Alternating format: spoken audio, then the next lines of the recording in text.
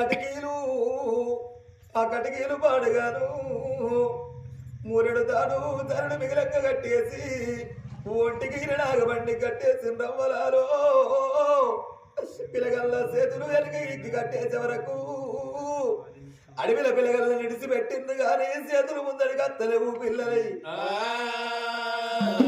ఓ దేవుడా భగవంత, ఓ తండ్రి లోకాల శంకర, నీకన్న మా బల మా మొర నీకందుతలేదారా తండ్రి, మేమే పాపం అయ్యపోతివి.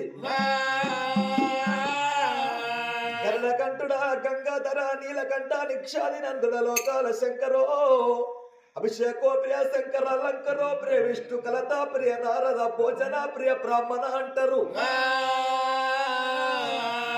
సరళ వీళ్ళు వస్తే సంతోషపడేటి స్వామి జంగమయ్య, ఎందుకురా ఈ పదాలు పాడగాను నీ దరికి మమ్మల్ని చేర్చుకో దేవుడా.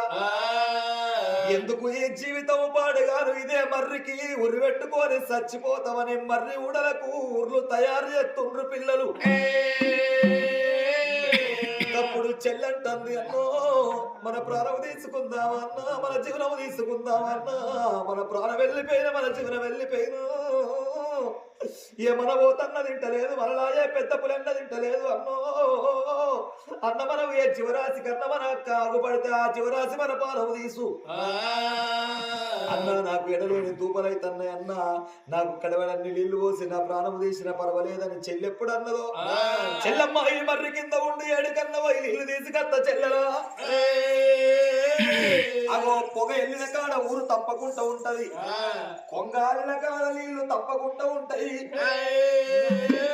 పిల్లగాడు ఆ చెల్లమ్మను చెట్టు కింద కూర్చుండ పెట్టిండు. పిల్లగాడు 2 జంగల్లా మర్రి ఎక్కిండు. మర్రి ఎక్కిన పిల్లగాడు 4 రోకులు 12 పురాణాలు ఎప్పుడు చూసిండో.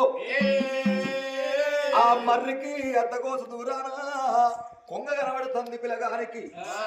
కొంగ ఎప్పుడు మగపడుతున్నదో ఒకప్పుడు పిల్లగాడు ఏమనుకున్నాడు, అబ్బా నా చెల్లె ఏమన్నది నీళ్లు కావన్నది. అద్దకోసు దూరాన కొంగ కనబడుతుంది. అవో కొంగలున్న కాడ తప్పకుండా ఉతకాలుంటాయి. ఓ చెల్లెలా పుష్పలత ఈ మర్రి కింద ఉండు చెల్లెలా, అద్దకోసు దూరాన ఒక్క కొంగాకు పడుతుంది చెల్లెలా. ఆ కొంగ దగ్గరికి పోయి నీకు తాకు డబ్బల్ల నీళ్లు పట్టుకత్త చెల్లె. పిల్లగాడు అదే మర్రికి గొల్లంపు పెట్టిండు.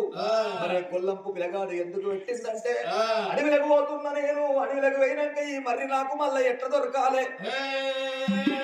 పిల్లగాడు మర్రికి గొల్లంపు పెట్టిండు. మర్రి దిగిండు రాఘవ రామచంద్ర.